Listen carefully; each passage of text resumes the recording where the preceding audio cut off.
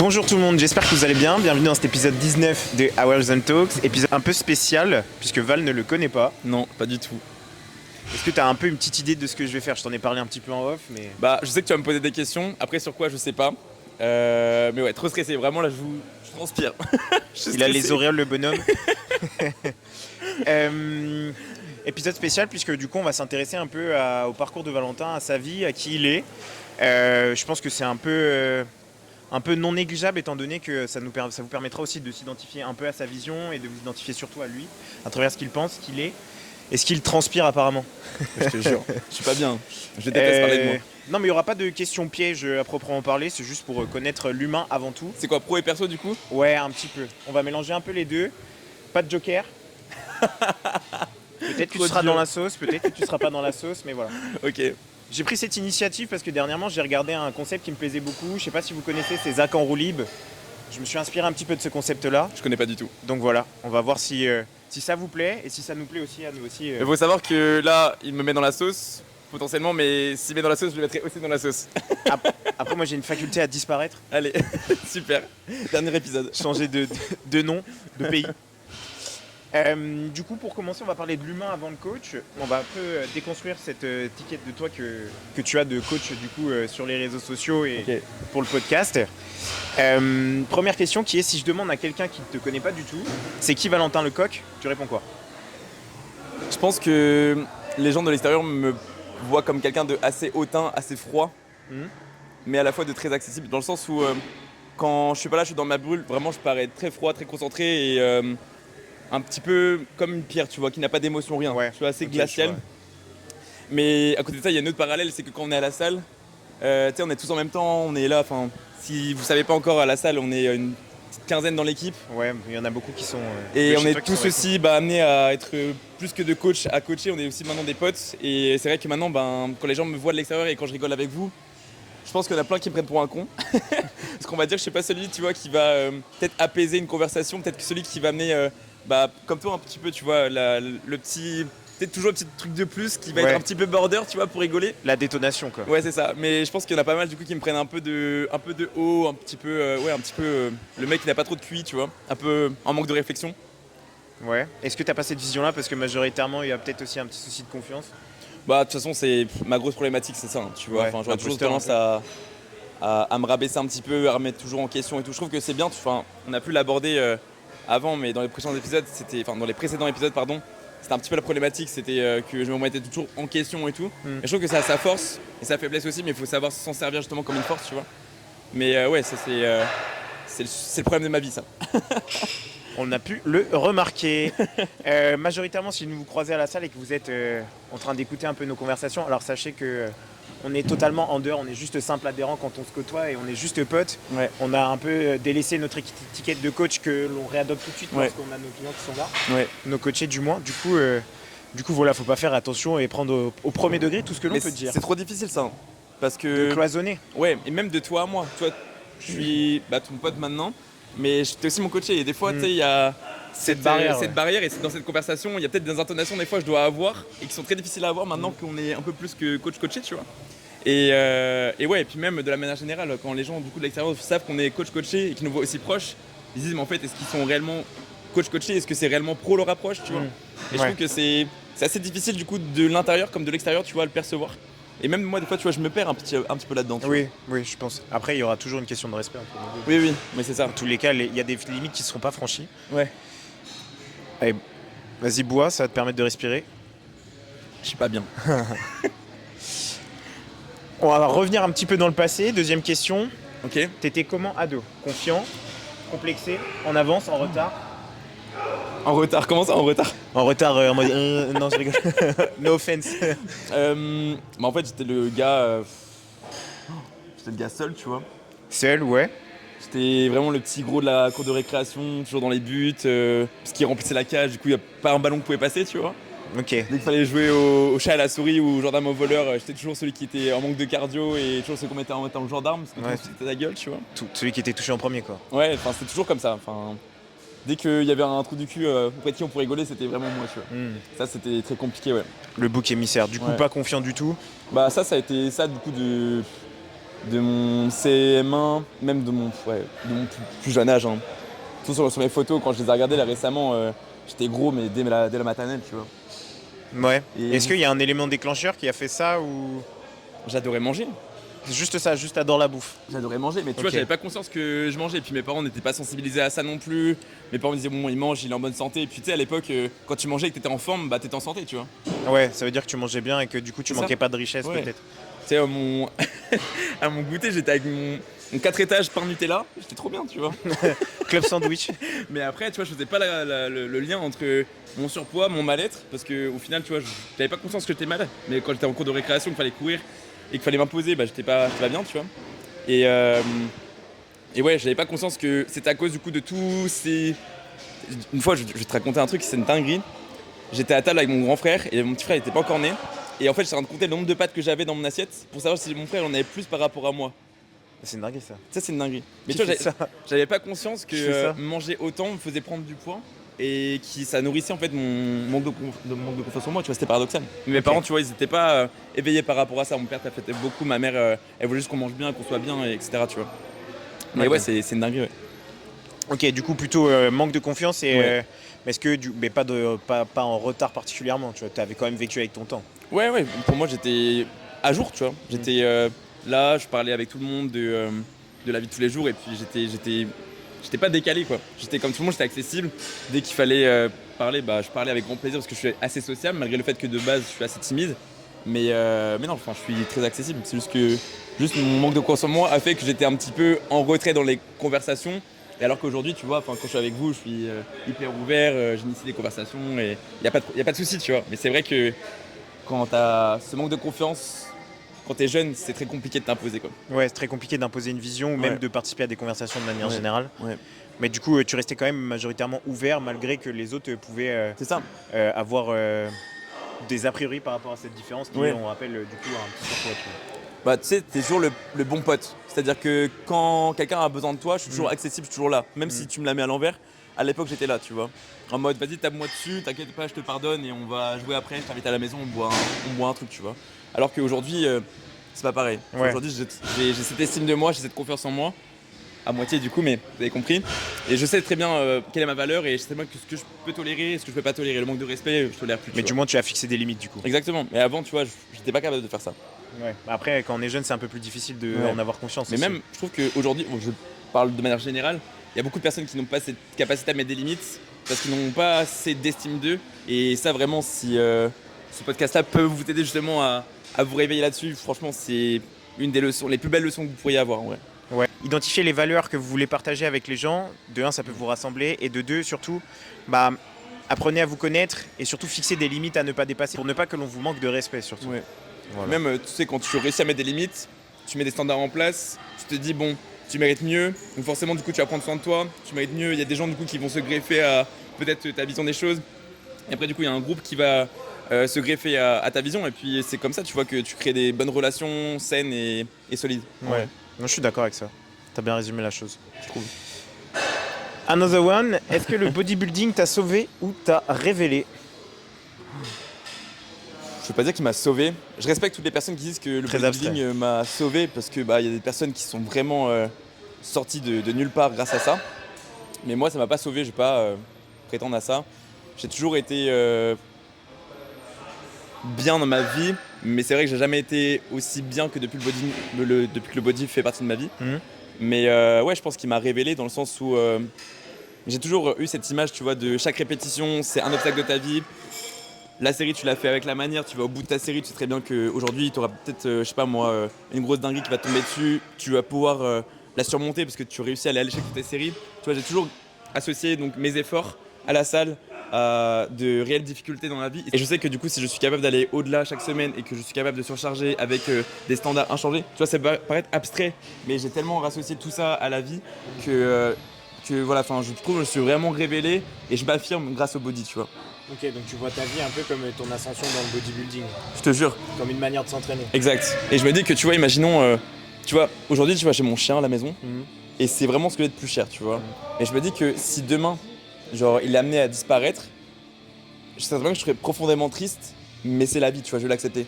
Oui. Alors qu'une personne qui est très sensible et qui n'a pas vraiment tu vois, ce recul sur la vie, qui est vraiment exposé aux choses aussi profondes qu'elles puissent être, elle sera vraiment abattue, tu vois. Et moi je sais bien que c'est la vie, tu vois, je suis prêt à ça. Oui. Je suis prêt à tout ça, tu vois. Tu t'es préparé à certaines éventualités, Ouais. quitte à penser négatif. Alors ça ne veut pas dire encore une fois que du coup tu penses tout le Juste temps être négatif, réaliste, tu mais vois. t'es réaliste que chaque chose n'est pas Ouais. vouée à durer dans le temps. Exactement. Juste profiter des instants Mm. et ne pas regretter, quoi. Ok, donc la moralité de l'histoire, profiter de l'instant présent. Ah ouais. Après, je peux paraître assez froid quand je dis ça, mais je trouve que c'est. J'aurais pas dit froid, moi j'aurais dit pragmatique. Ouais. Mais je trouve que c'est vraiment une belle qualité du coup d'avoir conscience que rien n'est éternel, que rien n'est acquis, et que tristement les gens sont amenés à disparaître. Et enfin, voilà, notre amitié aujourd'hui, j'en tire un maximum du coup de satisfaction, un maximum du coup de bonheur et d'échange, tu vois, de Il partage. m'utilise. Mais non, mais tu vois, je suis conscient qu'aujourd'hui, tu vois, les moments qu'on partage, c'est des moments, tu vois, on ne pourra pas les vivre deux fois, tu vois. Chaque moment est unique et il faut vraiment du coup en tirer un maximum de leçons. Et si on s'embrouille, si du coup on met les choses en commun, si il y a plein de si, mais toutes ces éventualités là pour en tirer un maximum de bénéfices. Tu vois. Récemment, tu vois, on a une discussion. Ça n'a pas été évident du coup de mettre en commun du coup les avis. Et au final, tu vois, on s'est dit juste en fait qu'il fallait qu'on communique et qu'on trouve du coup des explications et qu'on se remette sur la même longueur d'onde, tu vois. Oui, parce qu'on avait une vision peut-être différente des choses et que du coup on devait peut-être aussi faire un effort pour comprendre Ouais. la vision de l'autre. Juste faire des compromis, des concessions et s'aligner. Et je trouve que juste ça, c'est des éléments de la vie que beaucoup du coup n'osent pas, parce que mettre en commun, affronter du coup le conflit, tout le monde tu vois, met ça un petit peu sous le tapis. Et je trouve que genre ça c'est juste une épreuve de maturité et juste être pragmatique, quoi. Ouais, de discuter des choses. Ouais. Majoritairement, si on enfouit tout le temps des choses sous le tapis et qu'on ne dit pas les choses, de un, ça va créer de la frustration en vous. De deux, majoritairement, dans la plupart des cas, ça pète toujours un jour et les conséquences sont 2 fois plus graves qu'elles ne peuvent être à l'instant T, quoi. Donc voilà, on divague un peu, mais bon.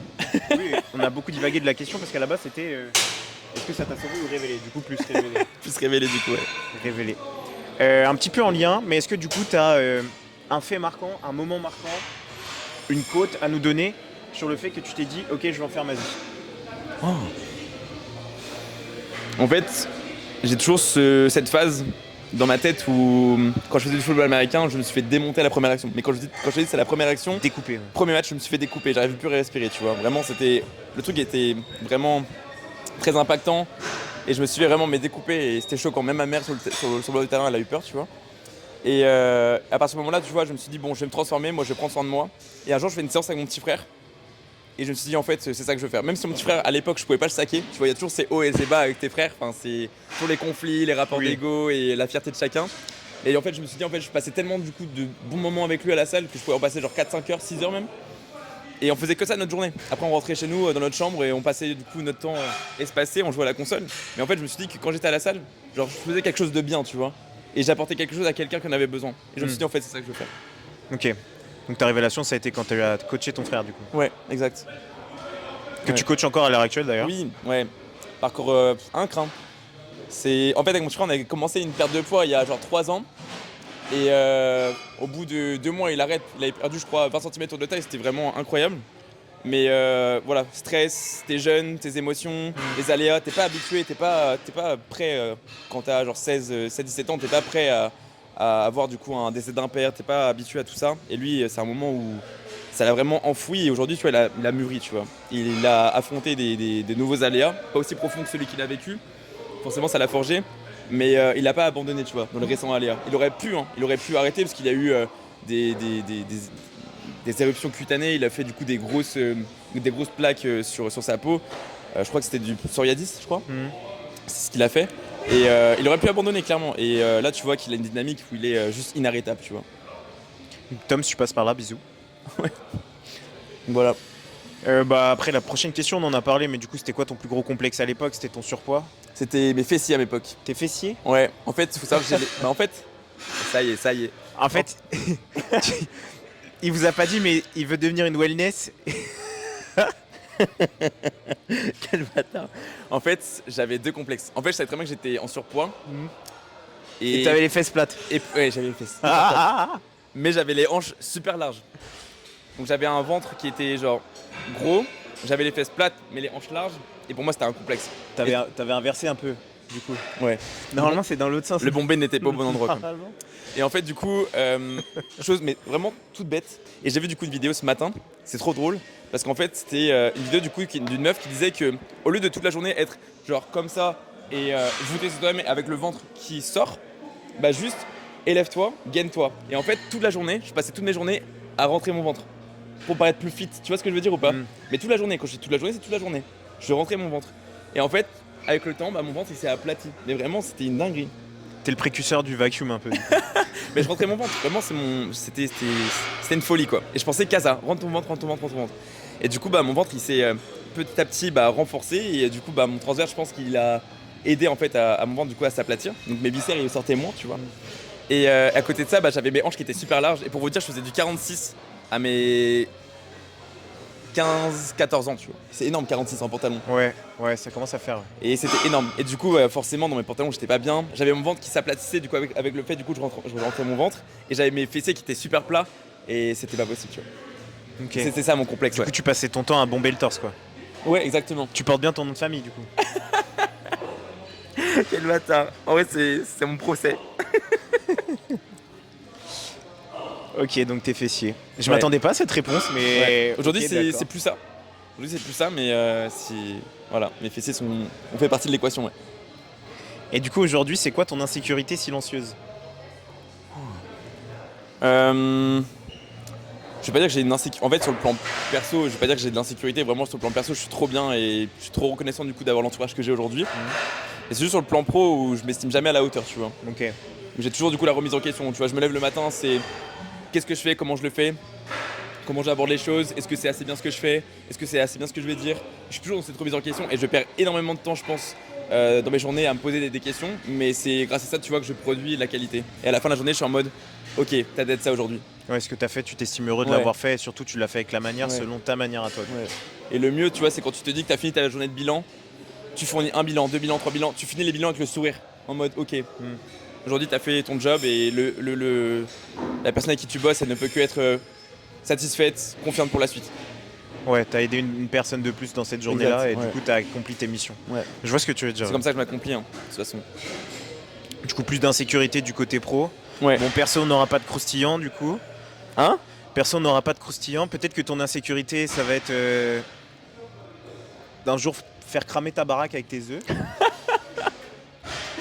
Ça va être de commander un drive et au final avoir mes œufs qui sont explosés dedans. Ah, c'est une dinguerie ça, vraiment, c'est trop chiant. On en parlera dans un livre. Ouais. Non, côté perso, mes insécurités, en soi, j'en ai pas. En fait, je me suis tellement renforcé sur mon côté mindset que je suis tellement confiant, tu vois. Je me suis dit, genre, j'ai des standards qui sont tellement élevés maintenant que je reste personne rentré dans ma vie sauf une personne du coup qui est à la hauteur, tu vois. Qui est adepte à tes standards. Ouais. Stable émotionnellement, qui sait ce qu'elle veut, où elle veut aller. Et genre juste qui m'apporte de l'inspiration. Si moi son train de vie m'inspire pas, tu vois. Il faut vraiment que ça m'inspire comme elle, je pense que je peux l'inspirer. Tu vois, l'entrepreneuriat c'est un processus qui est hyper exigeant, qui est hyper inspirant. Moi, tu vois, t'entreprends dans ta vie pour toi et toi seul, ben tu vois, ça m'inspire. Juste Merci, être entouré du coup gentil. de personnes qui sont là et qui travaillent pour aller d'un point A à un point B, qui s'élèvent. Même si c'est des petites étapes, juste quelqu'un qui se bouge en fait, tu vois. Ouais. Et être entouré que de personnes comme ça. Vraiment.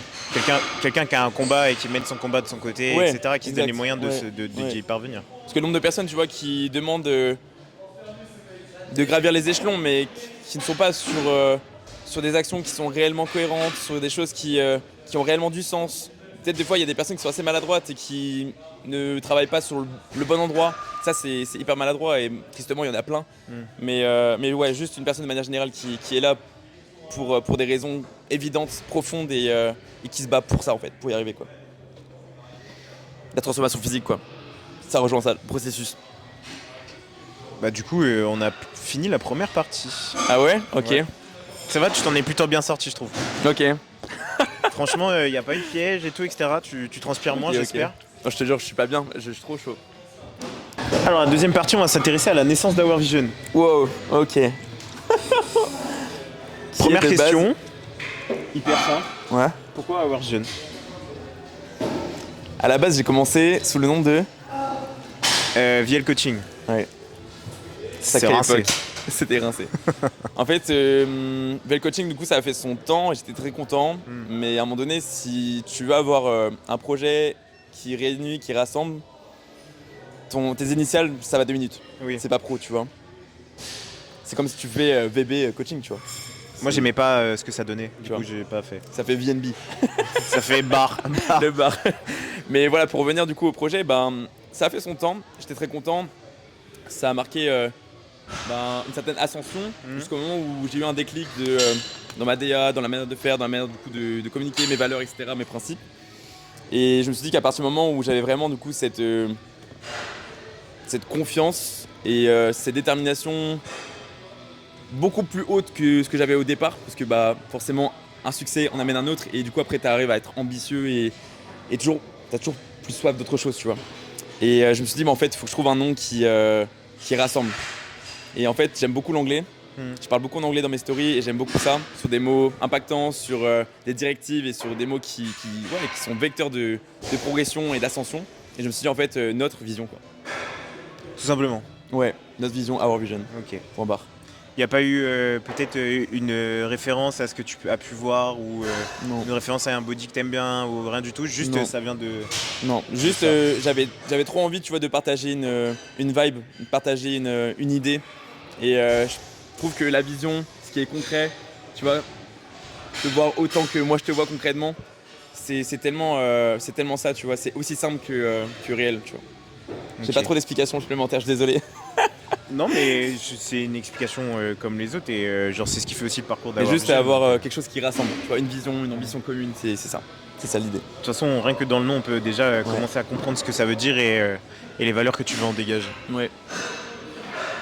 Et du coup, tu as commencé à y répondre un petit peu, mais du coup, c'est quoi cette vision justement? Alors cette vision, en soi, je vais pas dire c'est simple, mais c'est à la fois complexe. Parce que, en fait, je l'ai pas dit, mais quand j'ai créé Our Vision, c'était pas forcément l'idée de moi de Vel Coaching, supprimer Vel Coaching. Il y avait aussi du coup l'idée de créer une équipe de coachés. Une équipe de coach, pardon. Et cette équipe de coach, en fait, je me suis dit, aller la rassembler autour d'une identité, autour d'un travail, autour d'une éthique. Et je me suis dit, en fait, on partageait notre vision de coach pour au final rassembler des coachés et tous vibrer ensemble, tu vois. Donc il y a ça aussi qui se rassemble au sujet du coup de Our Vision. Ta question c'était, excuse-moi? C'est quoi cette vision justement? Du coup, là, tu évoques un peu le fait que c'est un peu Arthur et la table ronde, quoi. Ouais, exactement. En fait, de base, je veux pas être chef de coach, mais je veux juste être initiateur d'une idée globale, tu vois. C'est comme si, je sais pas, on crée un club, tu vois. Ok.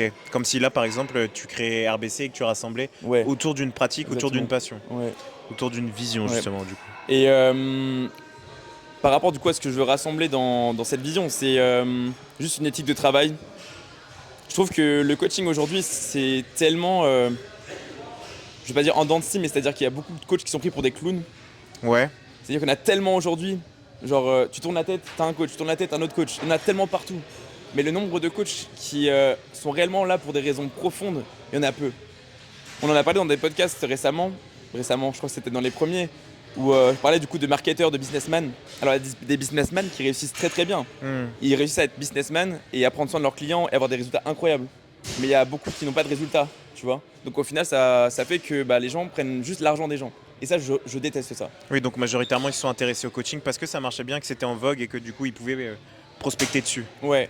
Et en fait, du coup, avec justement cette éthique-là, j'aimerais vraiment bien du coup faire tomber certains clichés. Ouais. J'ai pas besoin du coup de me faire coacher parce que ce coach-là, il est pas plus compétent que moi. Donc j'aurais pas d'intérêt du coup à investir dans un coaching, tu vois. Parce qu'il y a beaucoup de personnes aujourd'hui qui ont plus de connaissances qu'un coach. Parce que le coach est juste là du coup parce qu'il a eu un BP, mais le BP ça t'apporte rien. Non, ça t'apporte les connaissances de base, quoi. Et ouais, mon combat c'est ça, tu vois, c'est amener une vision de l'éthique de travail, du sérieux, de l'ambition, de te dire que peu importe la situation dans laquelle tu es, tu peux avoir des progrès si vraiment du coup t'es impliqué, si t'es déterminé à avancer avec le coach auquel du coup tu as fait confiance. Et ouais, juste amener du coup du sérieux autour du coaching qui malheureusement à mes yeux a perdu de sa crédibilité à cause de cette vibe de nouveaux coachs qui ont décrédibilisé un petit peu le truc. Après, je vais pas dire que ça me frustre, je veux dire que c'est juste triste parce que en soi on sait tous ce qu'on vaut nous en tant que coach et on sait tous pourquoi on est là.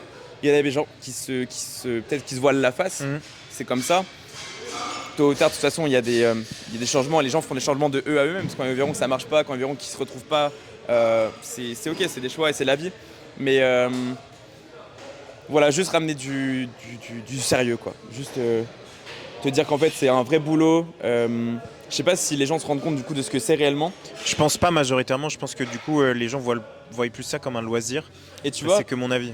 récemment, je regardais en arrière et je me disais, mais en fait, j'en ai même parlé du coup avec Laurie, la fille que je fréquente en ce moment.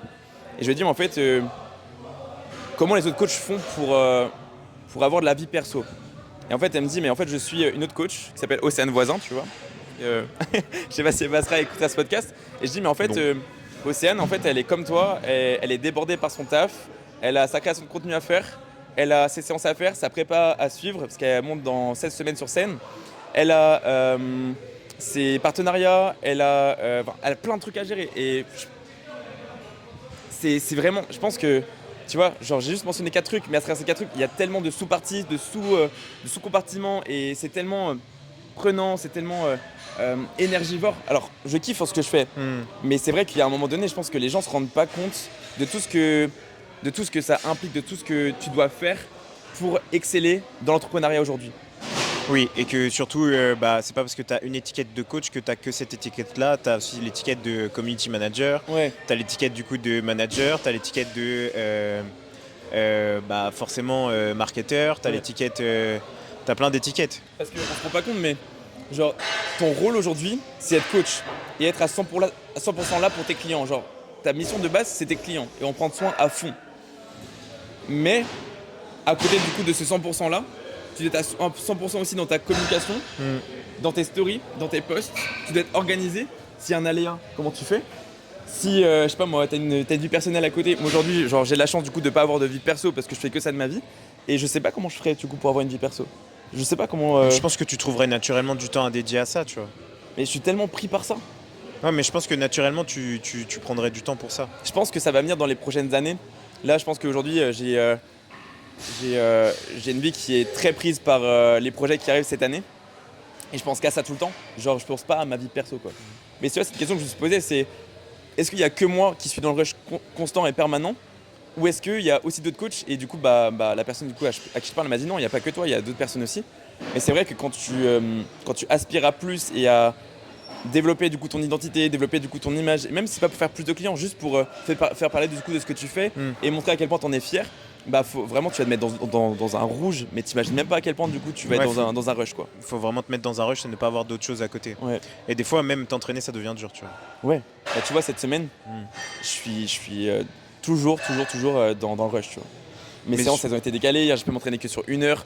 Ma séance, elle a été rush. Bon, j'ai fait ce que j'avais à faire, mais c'est pas ce que je faisais il y a 6 mois, tu vois. Ouais, mais je pense que le cerveau de l'humain est bien fait qu'à partir du moment où t'as, tu vois, là t'es aussi au début de ton ascension, du coup t'as forcément du coup une période de rush et d'activité. Ouais. Mais une fois que du coup t'auras trouvé la formule parfaite qui te fit bien, tu vois, tu trouveras du temps à dégager pour du perso un peu plus. Bien sûr. Et encore du temps perso, t'en as un peu, que ce soit avec nous, que ce soit pour ton chien, etc. Mais c'est à quelle heure, tu vois? C'est à partir de 20h, j'essaie du coup de couper, et encore si j'arrive à couper. Et c'est pour ça que la configuration, tu la trouveras tout seul avec une personne qui bien sûr. acceptera que du coup, Bien sûr. ou alors peut-être même qui partagera ce truc-là, tu vois, qui entreprendra, etc. Oui, bien sûr. Et qui c'est super dur. qui arrivera à dégager les mêmes horaires. Donc, mais oui, c'est super dur. Je dis ça pas pour me plaindre, mais juste pour que les gens réalisent à quel point du coup il y aura des choix à faire, il y aura un rush qui va s'installer, et si vous n'êtes pas prêt à ce rush, vous allez juste couler, quoi. Après là, on est venu parler de toi, pas d'eux. Ouais, mais je trouve que c'est bien aussi du coup de sensibiliser à ce qu'est le coaching, ce que ça comprend et à quel point du coup c'est intense. C'est un vrai métier, c'est pas un sous-métier. Et quand du coup il y avait des coachs de plus en plus sur le marché, j'espère vraiment qu'ils réussiront et profondément. Mais il y en a beaucoup qui sont pas sensibilisés à ce qui les attend, tu vois. Non seulement sur l'aspect financier, parce qu'il va falloir investir dans des formations. Après, il va falloir trouver tes premiers clients. Après, il va falloir du coup proposer des premiers résultats. Et ça, c'est un processus. Mais si t'es pas prêt à ça, genre juste ça en demande tellement sur le plan psychologique, quoi. Ouais. Et majoritairement, c'est aussi la question qu'on se pose parce qu'il y en a beaucoup qui choisissent la voie de facilité. Quand je parle de la voie de facilité, c'est juste fournir des PDF, des e-books. Ouais. Et du coup, majoritairement, du coup, tu fais de la masse, mais après, tu te retrouves avec des personnes qui, t'as vendu ton e-book à tant de personnes, ok, ça a marché pour toi, mais les personnes derrière, elles sont perdues, du coup, elles sortent désorientées, avec une recette qui n'a pas marché sur eux, etc. Du coup, elles s'adressent à des coachs. Et du coup, les coachs reprennent un peu les Ouais. pots cassés des personnes qui ont suivi ça, tu vois. Je pense que tu as récupéré des gens comme ça, et j'en récupère encore aujourd'hui. Tu vois, ce matin, j'ai eu un appel avec Sarah, une nouvelle qui démarre. Elle était chez Herbalife là récemment. Genre, c'est. Comment tu, comment tu peux. Comment tu peux espérer, tu vois? C'est terrifiant. Moi, j'en ai eu une il y a pas longtemps là aussi où souvent je demande à ce qu'on m'envoie le programme d'avant, tu vois, Ouais. pas pour critiquer, mais pour Ouais, avoir faut voir la base, le volume et ce qui a ouais, été fait, quoi. ce qui a été fait, peut-être aussi identifier qu'est-ce qui Ouais. a pas marché Ouais. sur eux, tu vois. Et tu te fais waouh. Majoritairement, les personnes, ils ont juste reçu un PDF, Ouais. zéro considération, Ouais. C'est triste, zéro communication, rien, tu vois, genre. Ouais. Pas de standards donnés, tu vois. Moi, je donne souvent des standards, que ce soit pour le tracking des Ouais. données ou alors pour les entraînements. Et genre, rien n'a été fait, tu vois. Ouais. C'est juste, on te balance Tu te débrouilles en fait. Quand une ton page PDF, tu te blanche débrouilles. avec séance 1, séance 2, Ouais. séance 3, séance 4. Et il n'y a même pas de macro, tu vois. Je me suis toujours dit ça, tu vois, quand j'ai démarré BL Coaching ou Our Vision, je me suis toujours dit, juste fais tout ce que tu peux pour un client, quel qu'il soit, donne tout ce que tu peux, et s'il part, t'auras rien à regretter, tu vois. Genre, fais tout ce qui est de ton ressort pour lui apporter un maximum de progression. S'il a été à 100%, t'es sûr du coup d'être satisfait de toi, de ton côté et de toi-même. Le matin, quand tu regardes dans la glace, tu peux être que satisfait de ce que tu proposes aujourd'hui, de ton offre. C'est très bien ce que tu as proposé à quelqu'un, c'est quelque chose qui fonctionne et t'en es intimement convaincu et ça fonctionne. Et à partir du moment où la personne n'a pas été à 100%, c'est pas ta responsabilité, tristement, tu vois. Parce que s'il s'agissait que de soi à soi, on aurait tous des transformations incroyables, tu vois. Oui, je suis d'accord avec Mais ça. voilà, on est deux dans la collaboration, si les deux font leur mission, les deux sont à 100%, tu peux qu'être fier et tu peux que être content de ce que tu proposes à ta clientèle, tu vois. Genre des PDF, c'est jamais la chose qui va t'amener des résultats en masse, c'est pas quelque chose qui va t'amener la satisfaction en masse, c'est quelque chose qui va être tôt ou tard une source de friction et quand tu vas te regarder le matin dans la glace, tu te dis mais en fait qu'est-ce que j'ai fait, quoi. Je suis d'accord avec ça. Et en même temps, j'en discutais il y a pas très longtemps avec un ami à nous. Ouais. Et on s'est dit, putain, qu'est-ce que ça marche quand même de Faire des PDF? être connu. Ouais. Être connu et juste balancer Bien sûr. une vidéo qui te dit tu fais ça, ça, ça, ça, ça. Tout le monde y croit, tout le monde boit tes paroles, tu sais, genre. Bien sûr. Et j'en discutais avec lui parce que Les du coup, réseaux, hein. je parlais d'un mec qui était spécialisé dans une discipline à proprement parler. Ok. Et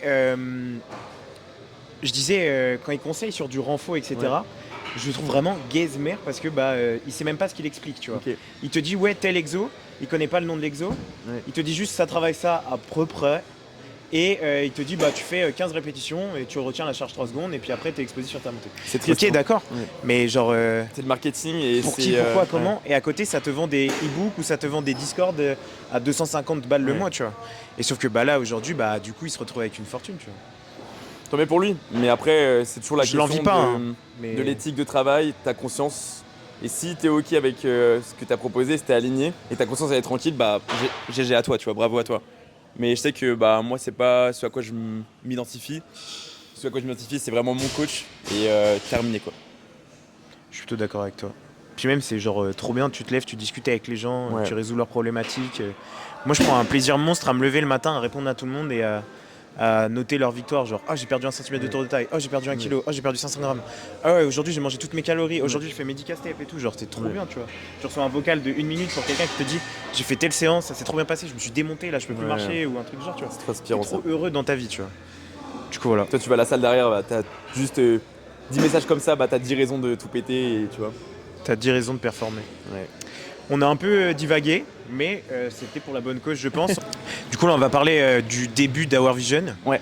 Est-ce qu'au tout début, tu as eu peur de te lancer dans cette aventure Hour Vision, justement?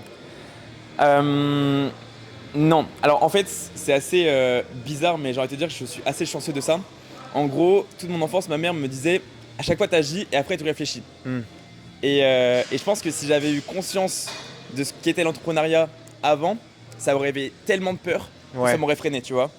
Alors que, en fait, j'ai même pas réfléchi. De base, j'étais en master. Après, on a été confinés avec le confinement, du coup, avec le Covid. J'ai coaché mon frère 2 fois. Je me suis dit que mon master, ça m'ennuyait. Je voulais pas faire ça. Et c'était chiant, tu vois, c'était long. Je voulais plus rendre de dossiers de fin d'année, etc. Vraiment, je pouvais plus. Je coach mon frère. Je me dis, ok, je vais faire ça. Et je me suis direct lancé sur les réseaux. Je faisais des stories vraiment nulles, mais vraiment nulles. Je regardais mes stories, mes archives, tout ça. Je me dis, mais comment les gens ont pu croire en moi, tu vois. Bref. Et en fait, je me suis lancé sans regarder tout ce qui m'attendait. Les factures, la TVA, l'URSSAF, la charge de travail qui allait s'intensifier. Vraiment, je ne me posais jamais aucune question. Ouais, tu vois. zéro question. Ouais.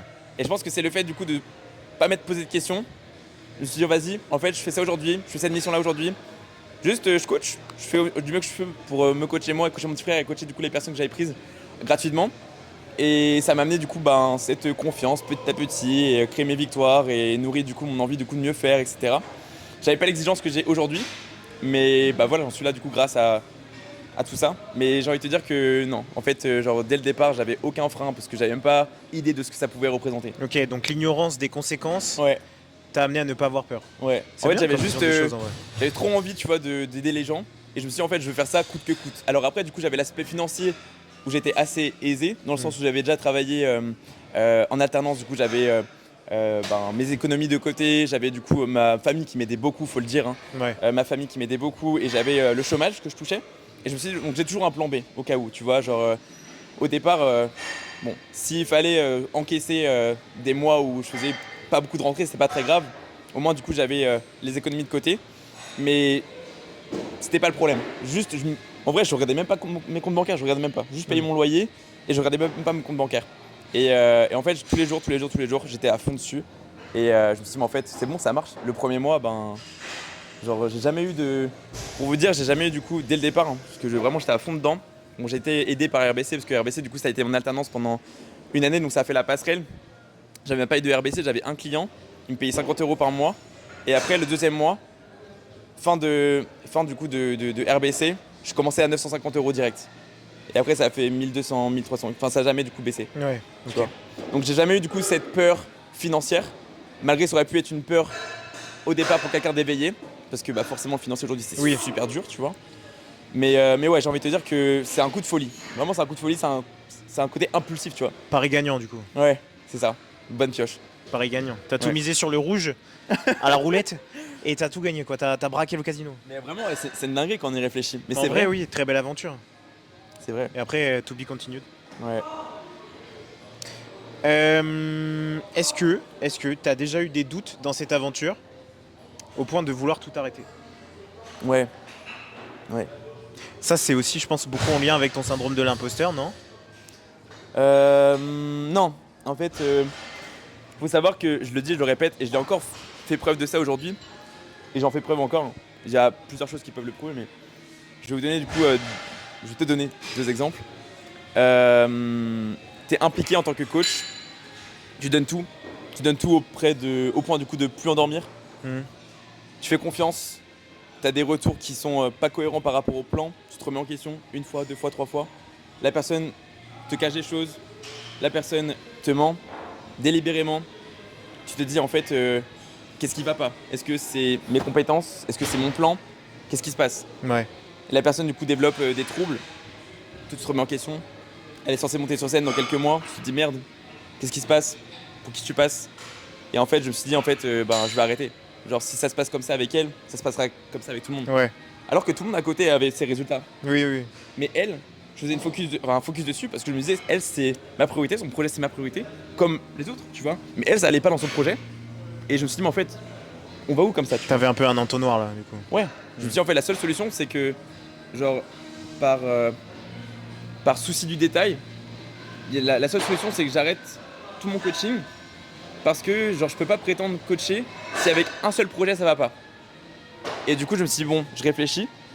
J'ai quand même réfléchi 2 journées, tu vois. Et je sais, de toute façon, des fois, je venais à la salle, j'étais pas là. Tu vois, je dormais plus, j'étais pas bien. Et ça a duré genre 2 jours de réflexion. Mais il faut savoir qu'en amont, il y avait genre 2 semaines où je dormais plus. Oui. J'étais pas là, hein, vraiment, j'étais vide. J'ai connu cette phase-là. Et je me suis dit, ouais, est-ce que j'arrête? Et au final, j'ai pas arrêté parce que du coup, il y avait ta prépa à côté, toi, ça se passait très bien. Et en fait, j'ai appris que la personne me mentait. Et tu vois, tout le temps où toi, t'as investi du coup de l'énergie à te remettre en question, etc. Et la personne, en fait, c'était pas toi le problème, c'était la personne en face qui te mentait. Mais vraiment, j'avais vraiment la rage, tu vois. Ouais. J'ai failli tout plaquer pour une personne qui me mentait, qui manquait de respect, non seulement à sa propre parole, non seulement du coup à son implication, à son propre projet, À sa mais aussi à personne. moi, tu vois. Parce que moi, j'ai tout donné, tu vois, j'ai tout fait. J'en dormais plus, tu vois. Et la deuxième fois, du coup, j'ai failli tout arrêter. C'est au départ aussi où je coachais du coup une personne en présentiel. Et je sais pas du coup si t'avais su, mais en fait, je lui ai dit un jour, t'es pas faite pour ça. Et quand je suis rentré chez moi le soir, je me suis dit, mais en fait, je suis qui, tu vois? Pour qui je Ouais. me prends à dire ça? Et en fait, c'était une personne, pour redonner le contexte, c'était une personne qui voulait un physique galbé, wellness, pour vous dire si jamais du coup vous avez les références un peu d'attente physique. Et en fait, elle partait de départ, tu vois. Et en fait, elle voulait du galbe, elle voulait du coup de la définition musculaire, elle voulait du coup un caractère sec, très, très esthétique le physique, magnifique. Mais pour l'avoir, faut y aller, tu vois. Oui. Et en fait, dès que ça faisait mal, elle disait aïe aïe aïe, j'ai mal, j'ai mal. Et du coup, elle voulait pas avoir mal. Du coup, je dis écoute, une fois, deux fois, trois fois, t'es pas faite pour ça. Ouais, t'as perdu patience un peu du coup. Ouais, et je me suis dit en fait, t'es qui en tant que coach pour dire à une personne qu'elle est pas faite pour ça.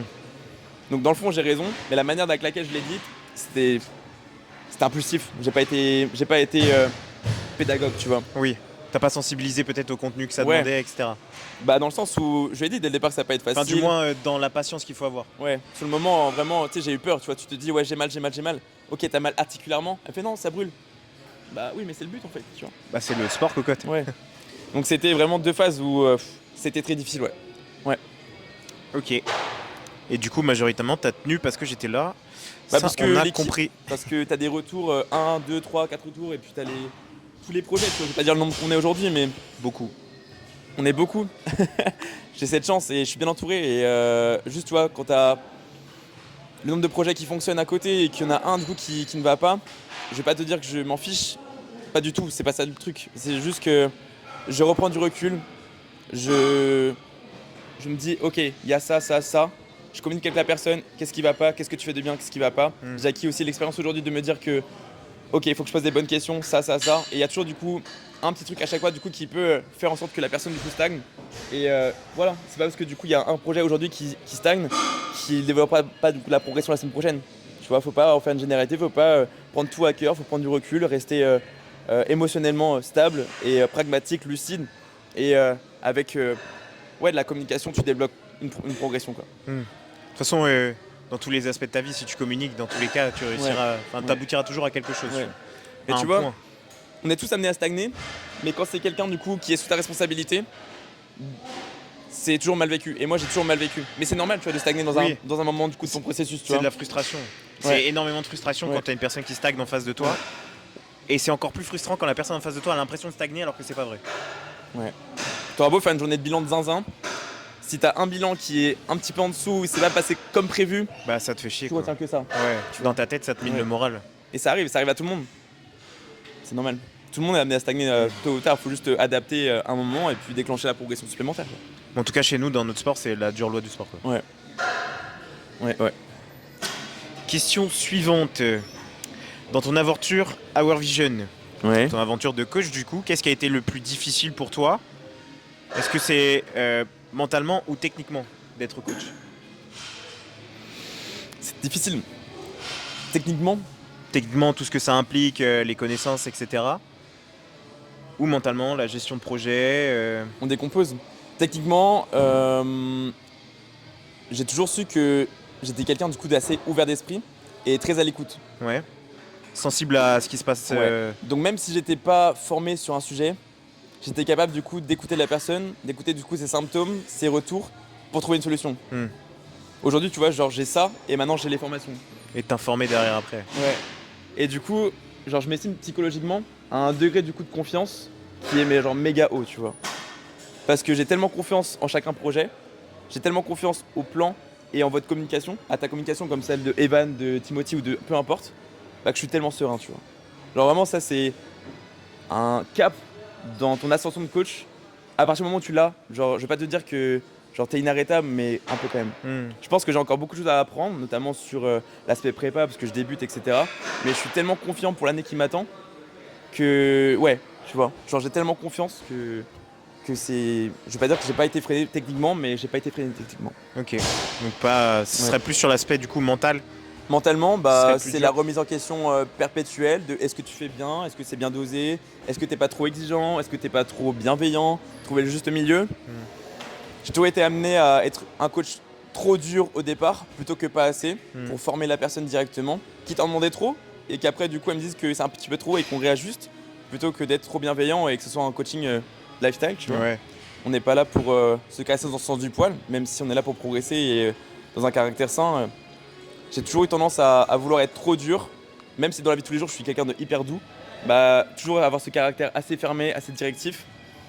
Et peut-être la seule limite que j'ai eue, c'était d'être dans cette écoute perpétuelle et constante, permanente, et parfois de pas m'imposer. Ouais. Tu vois, j'ai ma méthode, j'ai ma vision, j'ai ma façon de faire, et c'est à moi d'imposer ma méthode, c'est à moi d'imposer ma vision. Oui, il faut adapter le plan, mais la façon de faire, la méthode, la vision reste la même. Faire trop de compromis du coup. Exactement. Ok. Au point que ça dénature ton éthique, au point que ça dénature ton fonctionnement et ta manière de travailler.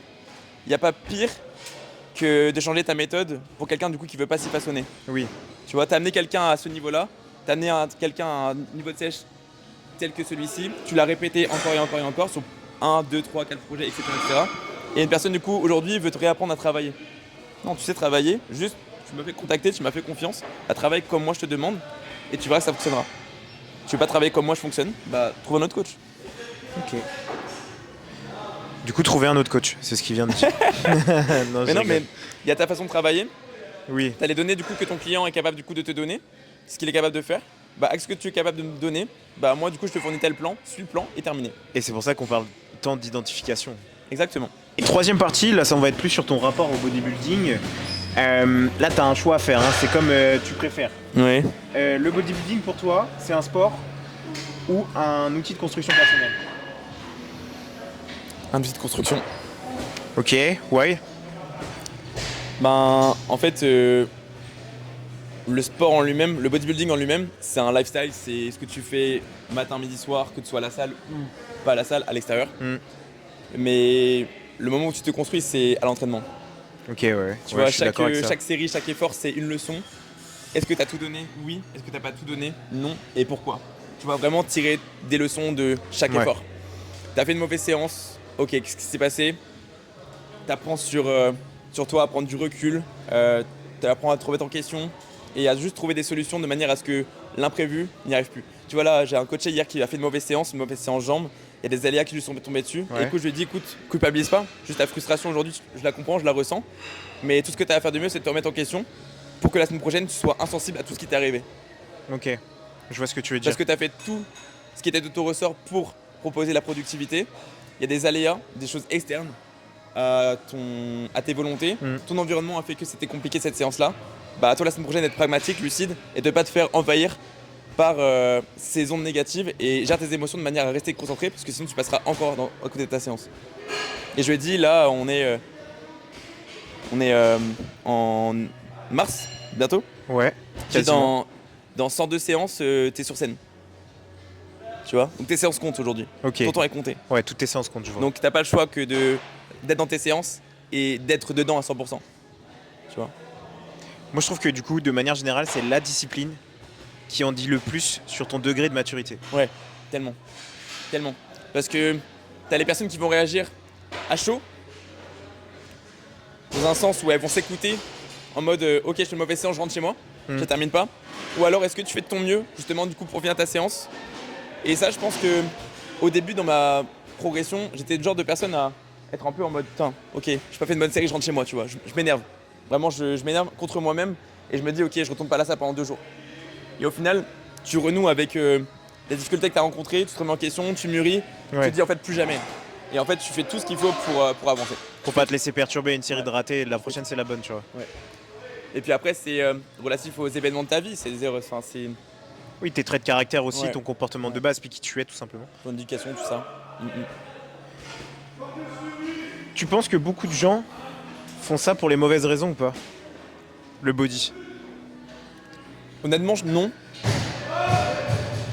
Je pense que tout le monde a sa vision du body, qui est peut-être différente de la nôtre, tu vois. C'est pour ça que je trouve que c'est intéressant d'échanger avec différentes personnes.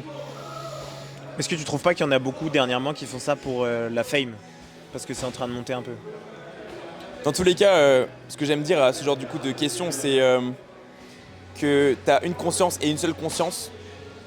Que tu le fasses pour la bonne ou la mauvaise raison, tu auras des comptes à rendre à la fin et ça sera de toi à toi-même.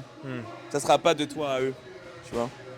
La seule hypothèse dans laquelle c'est toi et eux, c'est si tu leur as promis une chose qu'ils n'attendront jamais. Un vendeur qui vend une offre, qui vend une promesse de vente.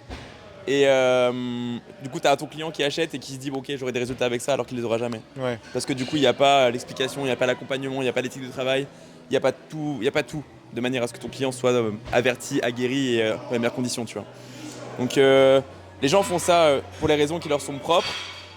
Tout ce que je leur souhaite, c'est vraiment que les raisons soient profondes et intenses. Si, au cas où si c'est superficiel, ben, c'est de leur ressort et c'est eux que ça regarde. Maintenant, Ça se ressent. Hein? Ça se ressent. Oui, mais ceux que ça regarde, c'est pas à nous, tu vois. Moi, on n'a pas, j'ai pas de temps Oui, à dédier à ça. à dédier à ça, tu vois. Je trouve ça dommage. Faut pas se frustrer du coup de ce que les autres font. Juste toi, t'as ton monde, t'as ton univers, nourris-le, investis l'énergie dedans et t'as aucunement de temps à dédier à des personnes ou à des gens qui prétendent ci et ça. Écoute, j'ai envie de te dire que les gens seront peut-être avertis, plus éveillés en faisant une erreur, deux erreurs. Et après, du coup, ils se tourneront vers toi, vers ton coaching, tu vois. Quand on parle de coaching ou quand on parle de bodybuilding, peu importe. Ok, réponse honnête. Ouais. Question touchy, je pense qu'on peut la faire courte. Pour toi, Ouais. est-ce que le physique idéal, ça existe vraiment? Never. Never, il n'y a pas de physique idéal. Bah non, parce que t'as beau être aspiré, attiré vers un physique idéal, ça sera jamais assez. Et puis après, il faut être rationnel, c'est-à-dire que moi j'ai mes hanches larges, j'aurai jamais la taille fine, tu vois. Oui. Il n'y a pas de physique parfait, c'est ça qu'on est en train de vous dire. Mais De du toute façon, coup, t'es toujours en quête de plus, donc est-ce qu'il y a un physique qui t'attire, genre un goal physique? moi, j'aime trop Andrea Mamoli. Ouais, pareil, c'est ce que j'allais dire. Andrea Mamoli, mais voilà, c'est un physique De non nouvelle nati, génération. gold gen et ouais, Je suis d'accord, il y moi a beaucoup de travail, hein, mais si tu me demandes un physique en ce moment que je vendrais ma mère carrément pour l'avoir, ce serait Andrea Mamoli. c'est un physique exceptionnel, c'est un physique qui demande énormément de travail et c'est respectable Très de beau. fou. D'ailleurs, là, C'est- il y a l'Arnold bientôt et Ouais. j'ai hâte de voir ce que ça va donner. J'aurais trop aimé aller sur place, hein, je te cache Moi pas. aussi. Mais pour ça, faut parler anglais. Mais je pense que l'année prochaine, j'irai moi. Bon, on verra. À voir. Question simple aussi, t'es plus esthétique ou performance? La performance amène l'esthétique. Ok, c'est ce que j'espérais entendre en écrivant la question. Ok, on passe à une quatrième partie. C'est bien, celle-là, elle est extrêmement vite. Alors là, on va parler un peu plus de ton parcours de préparateur. Faut savoir que du coup, t'es jeune préparateur, t'es préparateur depuis 1 an. Première question. C'était comment d'avoir ton premier athlète, genre c'était comment d'avoir ton premier athlète? À savoir moi, du coup. Bah, faut savoir que j'étais trop content, trop heureux. Genre, tu passes par beaucoup d'émotions. Parce que bah voilà, c'est ta première fois et que voilà, c'est un accomplissement. C'est Première fois bodybuilding, hein. Ah, on s'entend. tu mets les pieds dans un grand bain. Tu vois, c'est un monde complètement différent de la transformation physique en elle-même. Là, tu amènes un physique sur scène. C'est un accomplissement encore beaucoup plus profond que une simple perte de poids ou autre. Je dis pas qu'il y a un projet qui compte plus qu'un autre, mais c'est vrai que faire une prépa, une sèche, quand tu le vis, c'est quelque chose, et quand tu l'accompagnes, c'est encore autre chose. Et pour moi, c'était juste un plaisir. Non, mais comment je l'ai vécu De la fierté, quoi. Ouais, j'étais content. Il y avait forcément, avec du recul, tu vois, toujours de l'aspect critique, mais encore une fois, j'en tire que des leçons et c'est hyper inspirant pour la suite, quoi. Carrément. Hyper. Donc très bon premier athlète, tu dis. Ouais, très fier. Deuxième question. T'as appris quoi grâce à moi, du coup? Sur cette prépa, Ouais, si tu devrais tirer une leçon. il n'y en a pas qu'une en soi. La plus importante. La plus importante, je dirais que se faire confiance, Mhm. garder les standards Ouais. et n'aucunement s'exposer au stress. Sinon, on fait de la rétention d'eau, c'est ça que t'es en train de me dire? Ouais. Bah, quand on regarde les conditions dans lesquelles t'es monté sur scène, on n'avait pas de crème de riz, on n'avait pas de whey. Alors que c'est des aliments qui nous réussissaient tellement bien et on a été exposé à des choses complètement différentes, donc C'est vrai que c'était ghetto. c'était ghetto. Ouais. Après, compagnie aérienne, changez un peu vos restrictions, s'il vous plaît. Parce que racheter de la crème de riz sur place, la flemme, quoi. La flemme.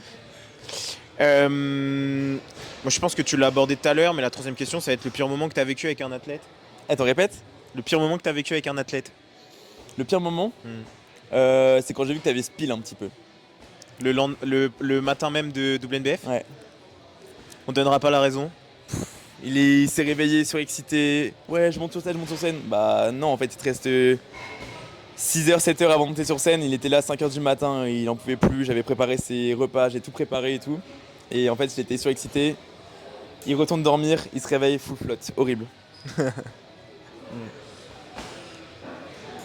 Et du coup, comme ça. là, à ce moment-là, t'es en mode, ok, bon, comment tu l'accompagnes, tu vois, c'est juste, c'est aussi, tu vois, une capacité d'adaptation, tu vois.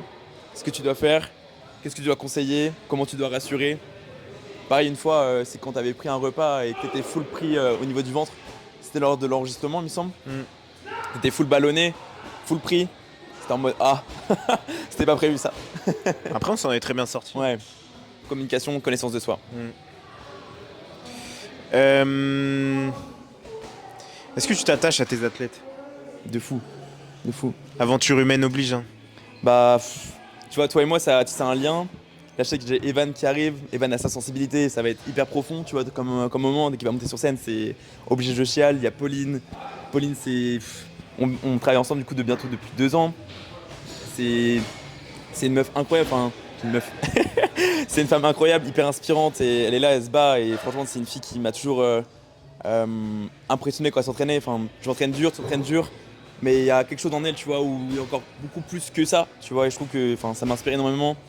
Timothy, voilà, incroyable, ça fait 3 ans que je tape avec lui. Mec hyper discipliné, c'est un mec qui m'a toujours surpris dans sa discipline. Le mec il se lève de 6h le matin, 5h le matin je crois pour marcher. Ensuite du coup il déroule sa journée, mais c'est un mec qui a une discipline de fou. Forcément, donc c'est le premier à m'avoir fait confiance aussi, le premier à avoir payé. Il y a une histoire, il y a une Aura derrière qui a une prépa qui est hyper difficile, qui en a bavé aussi. C'est pas encore fini, elle a une prépa qui va être hyper difficile, je lui ai dit, on se voit demain. Ouais, après Joachim. Hein. Ouais, Joachim, le nounours. Joachim, ouais. Joachim. J'ai hâte, j'ai très très hâte. Comment tu gères quand quelqu'un abandonne? En soi, forcément, de moi-même, c'est une déception parce que tu te dis, tu fais confiance à une personne, la personne en elle-même n'avait pas un réel besoin de changer, Ouais. une réelle envie profonde de changer. Donc forcément, de toi à toi-même, tu es déçu parce que tu as fait confiance à une personne, tu as tout donné pour elle. Et au final, tu te rends compte qu'elle, en fait, elle n'était pas autant à fond que toi alors qu'elle t'avait dit que si. Donc c'est vraiment une déception. Tu te remets en question forcément, mais bon, c'est pas ton ressort. Donc j'ai envie de te dire que ça va te frustrer un temps. Et après, du coup, t'as plus qu'à accepter. Et c'est comme ça, c'est la vie. Il n'y a pas que des moments lisses, il n'y a pas que des moments évidents. Donc forcément, tout à chacun seront amenés à hésiter entre l'abandon, est-ce que je continue ou est-ce que voilà, j'arrête. C'est normal, c'est humain. Tu vois, tu doutes et est-ce que tu fais un pas en avant, est-ce que tu fais 10 pas en arrière? Ouais. C'est normal. Mais bon, c'est pas de ton ressort, c'est le choix des gens, leur vie, leur sensibilité. Il faut accepter. De toute façon, un arrêt aujourd'hui ne veut pas dire que ça sera un arrêt définitif. C'est une pause, une invitation à revenir plus tard. Mais voilà, de toute façon, de toi à toi-même, tu fais tout ce que tu peux pour la personne. Donne-lui tout, aucun regret. Accompagne-la du mieux que tu peux et voilà, après c'est son ressort quoi. Ok, donc prendre du recul majoritairement. Quoi. Ouais, c'est vraiment ça que ça m'a aidé à réaliser le body, c'est À prendre du prendre recul, du recul, sur, ouais. sur toutes les Grandir, situations ouais. que tu peux Ouais. affronter. Ok, là ça va être hyper rapide, hyper simple. Une qualité indispensable pour réussir dans le body. L'écoute de soi. Ok. Parfait. Parfait. Et si vous voulez qu'on en parle un peu plus, n'hésitez pas à nous le dire sur l'écoute de soi et Ouais. puis on fera peut-être un C'est sujet de podcast. très touchy l'écoute de soi. Parce que ça peut très bien être à un extrême comme à un autre. C'est hyper subjectif aussi. Ouais. Ok, on en a fini avec la partie athlète. Waouh. Est-ce que tu veux faire une pause pipi? Non, je suis bien toi. Ok, ça marche. Ok. Non, ça va. On va parler maintenant un peu plus du podcast et les Ouais. sujets qu'on a abordés notamment. Ouais. Est-ce qu'il y a un thème qui t'a marqué particulièrement? Un thème à retenir qui t'a marqué vraiment genre Moi, celui qui m'a toujours touché le plus, c'est l'aspect course à la compétition. Ok. Je pense qu'on en a bien parlé, mais peut-être pas assez non plus. C'est vraiment un des sujets du coup qui me tient plus à cœur parce que, encore une fois, quand tu montes sur scène, tu t'exposes, tu montes ton projet, tu montes ton physique. Et il n'y a pas pire du coup de se faire juger avec un physique qui n'est pas compétitif. Et ça amène tellement du coup de problématiques derrière la confiance en toi, le post-compétition qui peut être très difficile. Tu peux être amené à tout reprendre en un laps de temps très très court. Et ta confiance, ta fierté, ton estime de soi, c'est au plus bas. Et ça, tu vois, aucune personne ne devrait t'amener à je suis monter sur scène d'accord. trop tôt parce que ça représente tellement de risques par rapport aux bénéfices. Voilà. Ok, donc le sujet c'est la course à la compétition. Ouais. On pourrait faire un épisode 2 en vrai. Mais pense. à la fin de la saison qui arrive, là, Je pense, ouais. on fera un épisode 2. Ouais. Peut-être avec tes athlètes aussi, ça pourrait être pertinent. Ouais, imagine Timothy en podcast. Bon, Tino aussi il casse la caméra. Là. Il plie le décor. Le sujet qui, à ton avis, a été le plus controversé? Le plus touchy, on va dire. L'épisode où on commençait à parler de la collaboration coach-coaché. Ok. Parce que, Je peux d'accord avec ça, moi surtout avec la partie où on parle du marketing. ouais, communication aussi. La communication, c'est relatif à chacun, dépendant de chacun, la sensibilité de chacun, la proximité de chacun. Donc c'est assez touchy. Mais il y a aussi du coup l'aspect concurrence avec nos concurrents.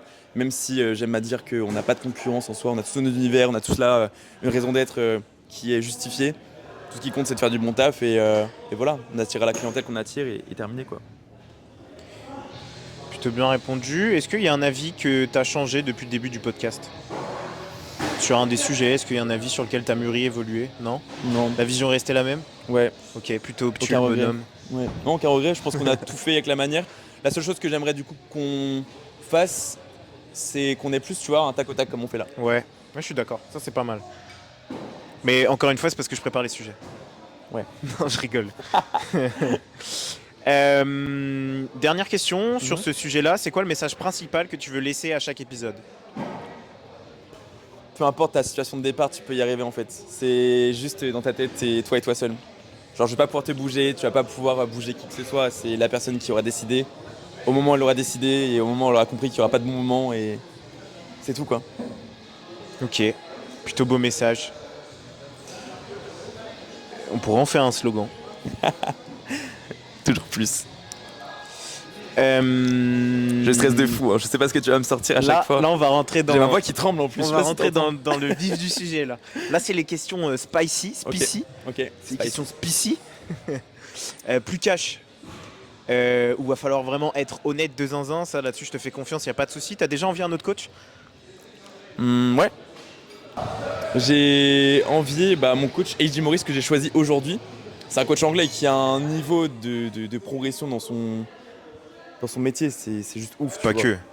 Hein? Pas que. Oui, il a créé un univers. Tu vois, il a sa marque, il a son événement maintenant, MBW, il a ses athlètes, il a sa vision, il a juste sa notoriété qui est incroyable. Il a juste le mec, il a tout réussi, tu vois. Ouais. Et ça arrive à beaucoup de personnes, tu vois, d'envier d'autres personnes. Au départ, tu vois, j'étais trop tenté de me comparer aux autres coachs. Je pense que toi aussi, t'as peut-être eu cette tendance, peut-être.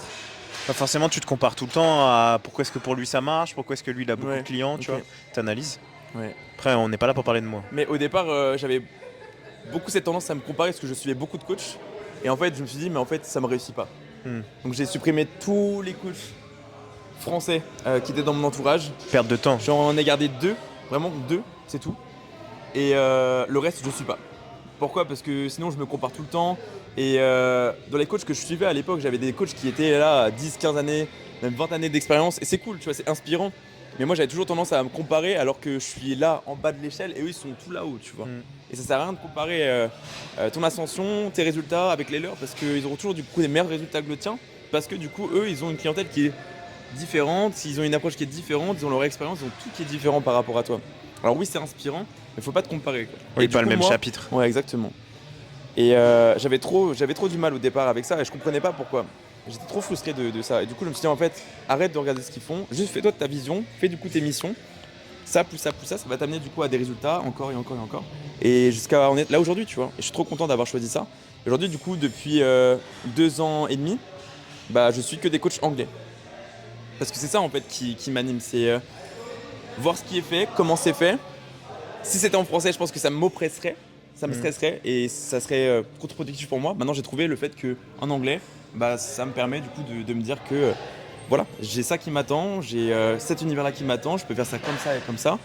C'est inspirant et je me compare pas aux autres français. Oui, t'as choisi ta culture et ça te nourrit. Ouais.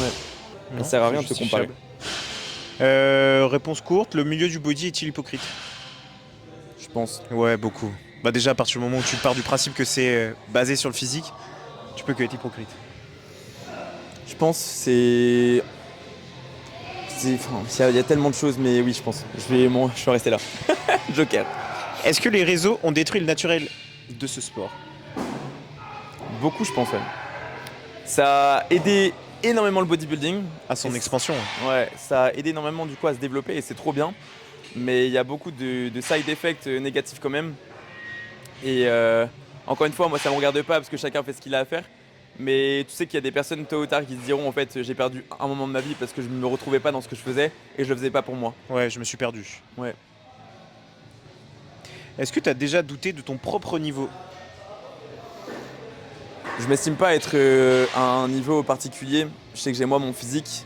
Je sais que malgré le travail, etc., j'aurai toujours mes hanches larges, j'aurai toujours ci et ça. Je sais que je bosse pour peaufiner mon approche, c'est très bien que je bosse pour présenter un nouveau physique. Je ferai difficilement premier.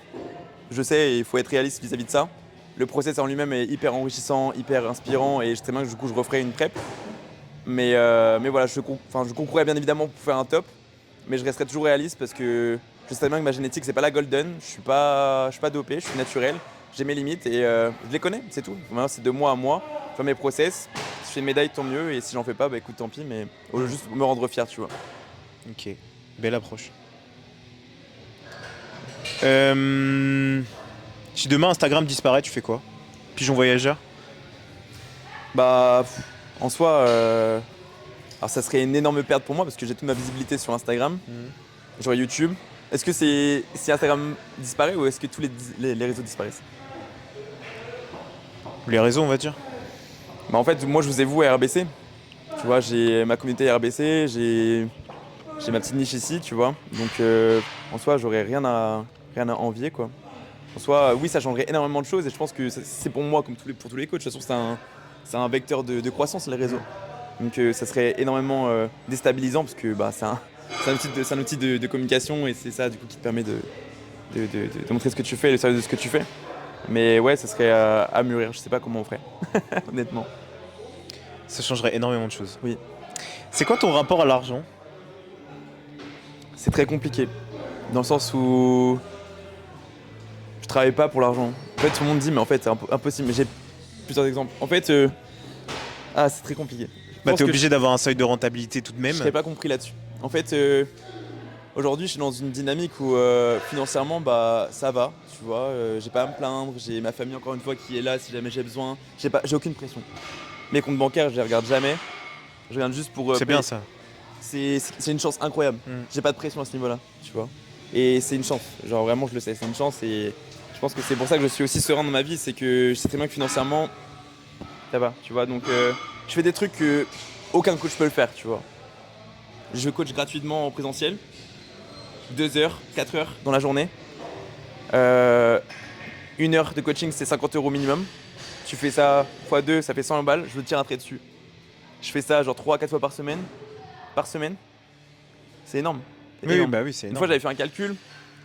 J'avais perdu, je crois, 1 200 € sur l'espace de 2 semaines. Ouais, tu m'avais dit, ouais. Et j'ai perdu, mais en soi, moi, j'ai investi de l'énergie, j'ai investi du coup du temps, de la passion, du partage.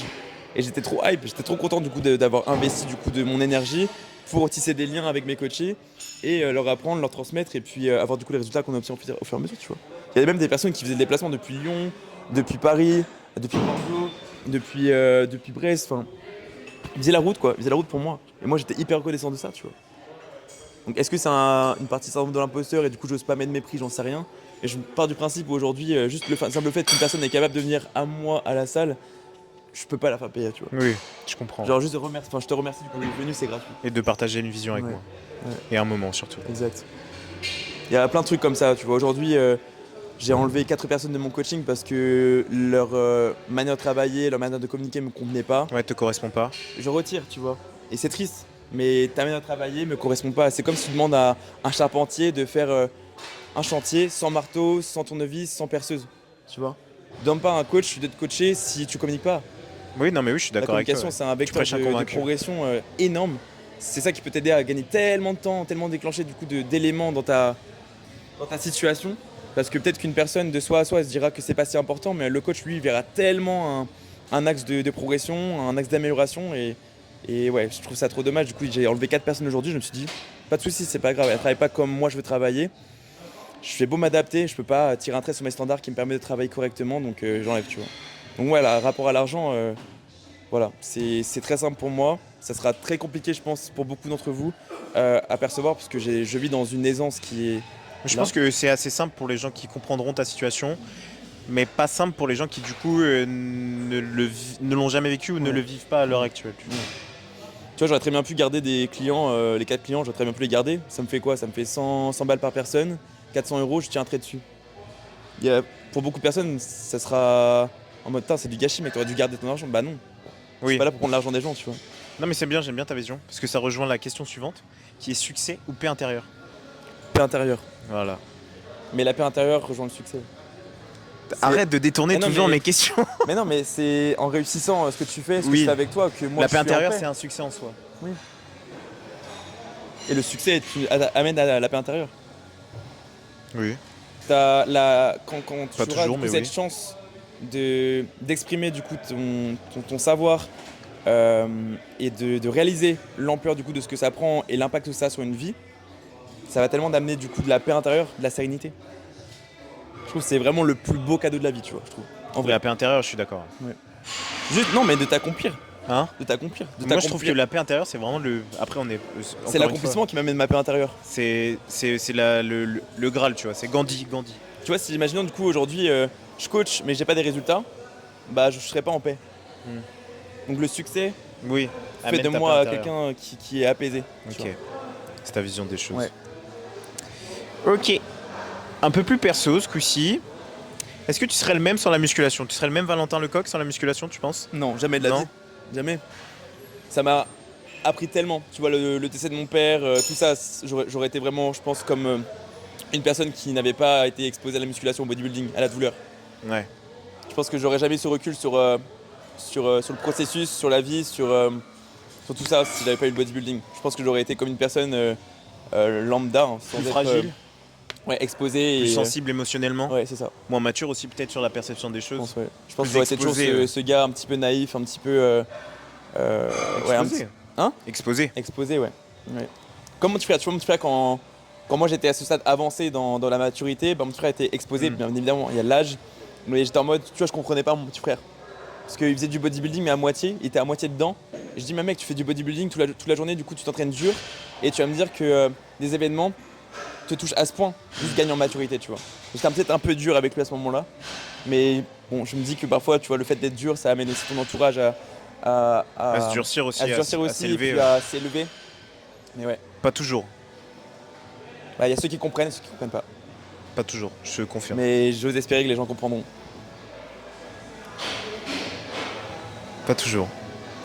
Ta relation amoureuse idéale, elle doit comprendre le body ou pas? Ouais. RIP. Non, si j'ai de la chance. Tu veux quoi à 40 ans?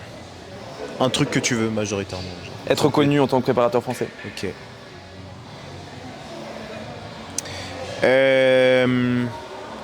Alors, entre les trois, c'est quoi ton moteur profond? La reconnaissance, la fierté, l'impact? La reconnaissance. Ok. Parfait. On a fini avec le côté un peu plus perso. On va se projeter un petit peu plus. Dans 10 ans, Our Vision, c'est quoi? Tu sais, à chaque fois que tu me poses une question, je bloque ma respiration. Apnée. Je te jure. Tu m'as dit dans 10 ans, Dans 10 ans, Our Vision, c'est quoi? c'est une approche inchangée, une équipe de coach Mhm. et des résultats. Des médailles? Ouais. Des pro-cards. Je Des rêve de ça. pro-cards qu'on pourra afficher dans la Our Vision House. Trop hâte. Tu veux être connu ou respecté? Respecter. Le respect amène la reconnaissance. Là, tout de suite, si un jeune de 18 ans écoute le podcast, Ouais. tu lui dis quoi? Fonce et Brièvement. réfléchis pas. Ok. C'est moi ça, c'est ma phrase. Tout le monde pompe mon Oublie, expression. t'as aucune chance, vas-y, Vas-y, fonce. C'est quoi la vraie définition de réussir selon toi? Regarder une personne dans les yeux et te dire que ça va marcher. Ok. Ok, j'aime bien. Tu vois, cette confiance en fait. Si on devait résumer ta vision en une phrase, on a dit pas un monologue. Monsieur Lecoq. Là, tu me fais paniquer. Une phrase, monsieur Lecoq, pas un monologue. Ce qui doit arriver arrivera. Voilà, monsieur. Ok, bah tu sais quoi, bah t'as bien répondu. Il y avait 5 questions C'est fini par. Ouais, quasiment. Il reste un bonus. Oh my god. L'ascenseur émotionnel, je crois que c'était fini. Il reste un bonus. C'est quoi? Mais t'as Combien de répondu questions à toutes les questions. Il y avait 1, 2, 3, 4, 5, 6, 7, 8, 9, 10, 11, 12, 13, 14, 15, 16, 17, 18, 19, 20, 21, 22, Waouh. 23, 24, 25, 26, 27, 28, 29, 30, 31, 32, 33, 34, Wesh. 35, 36, 37, 38, 39, 40, 41, 42, 43, 44, 45. 45 questions il y avait. Eh ben. On a repassé en vue un peu toute la vie de Monsieur Lecoq entre sa vision de coach. C'est quoi le bonus? Le bonus, je vais te le dire après. Et une question ou c'est quoi cette partie? C'est une question. On a retracé un peu toute la vie de Valentin Lecoq. Vous le connaissez un peu mieux, j'espère, entre le trash, la rigolade, sa vision de coach, sa vision d'athlète et ce qui fait sa fierté aujourd'hui. On a un petit bonus. Si je te dis que tu as changé ma trajectoire aujourd'hui, tu ressens quoi? De la fierté. Je pense que amener un impact dans la vie d'une personne, c'est ce qui me hype, tu vois. Pleure pas, hein. C'est ça le sens, tu vois, du coaching. C'est juste changer une vie, tu vois. Non, c'est bien, c'est plutôt bien répondu. T'as été fort, hein. Franchement, je pensais que t'aurais bégayé plus que ça, mais t'as été fort. Arrête, je vais pleurer. T'as été Non, mais en fort. vrai, c'est pas évident de parler de soi, c'est pas évident de comparer tout ça, mais en vrai, tu m'as mis à l'aise, donc tu vois, c'est comme une conversation de toi à moi.